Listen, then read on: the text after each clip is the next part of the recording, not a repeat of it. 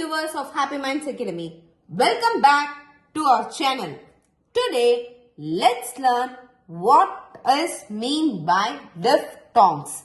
Diphthongs is a gliding vowel where the sound begins as one vowel and moves to another vowel sound. Example: I.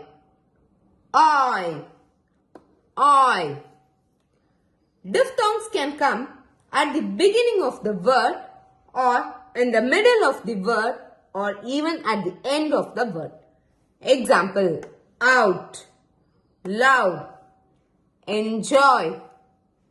Yes, today we are going to learn two diphthongs. I.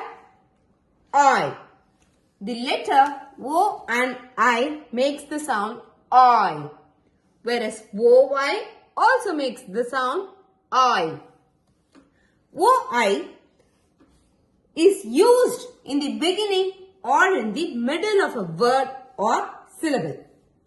OY is used at the end of a word or syllable. Example: oil, foil, coil, boy, toy, ploy.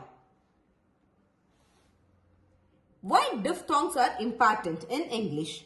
Diphthongs are important for the clarity in pronunciation, better communication and fluency in speaking.